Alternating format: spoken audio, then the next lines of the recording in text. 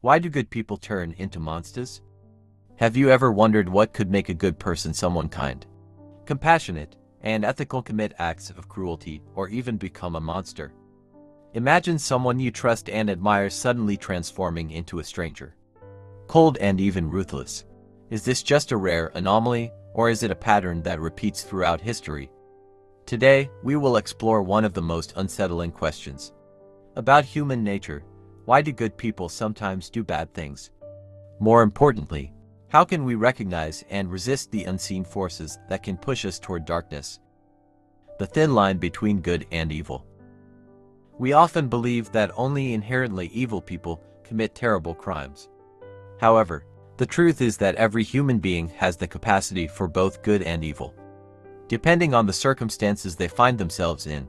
This concept is best illustrated by the Lucifer effect, a term coined by psychologist Philip Zimbardo after his infamous Stanford prison experiment.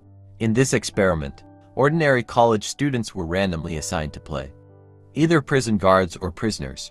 Within just a few days, the guards started abusing their power, while the prisoners became submissive and psychologically distressed. This experiment demonstrated how environments, social roles, and authority can drastically alter human behavior. This isn't just a psychological theory, it has played out throughout history. The guards in Nazi concentration camps were once regular citizens. Soldiers who carried out ethnic cleansing were often ordinary people before they were placed in extreme situations. Bystanders who remained silent as atrocities unfolded were not inherently bad but were swept up by social pressures. The common thread among these cases is that these people were not born evil.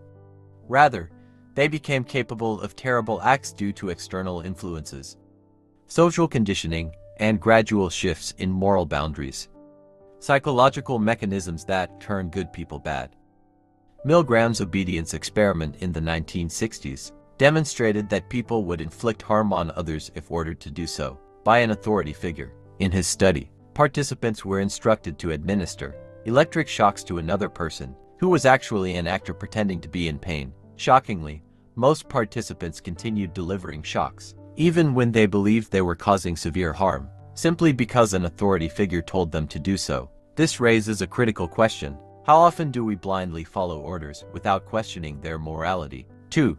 Dehumanization. When we strip others of their humanity, labeling them as the enemy, less than human, or outsiders, it becomes easier to justify cruel actions against them. This tactic has been used in propaganda, warfare, and even everyday conflicts. It's easier to attack someone when you no longer see them as a fellow human being. Political and social rhetoric often reduces entire groups of people to stereotypes, making it easier to justify discrimination and violence. 3.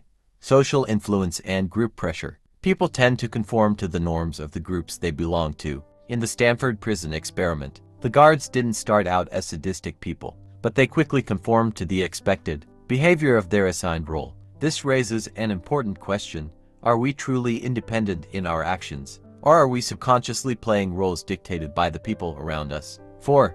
The slippery slope of moral compromise. Nobody becomes a monster overnight. It often begins with small ethical compromises, decisions that seem insignificant at first but gradually lead to a complete erosion of morality. A student cheats on a test just this once. An employee stays silent about unethical business practices because speaking up might cost them their job. A soldier follows an immoral order, convincing themselves that they are just doing their duty. Over time, these seemingly small choices accumulate, creating a slippery slope toward moral failure. How to avoid becoming a monster? If anyone can be influenced by these forces, the real question is, how do we resist them? 1. Recognize the psychological mechanisms at play. Awareness is the first step. If you find yourself in a situation where unethical behavior is occurring, don't justify it just because everyone else is doing it. 2. Learn to say no. When someone in power asks you to do something that goes against your values, ask yourself, would I do this if no one told me to? Will this action harm someone? Am I complying out of fear? 3.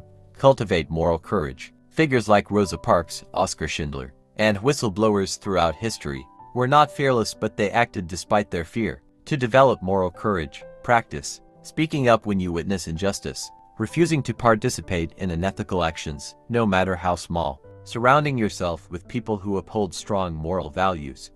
The choice is yours.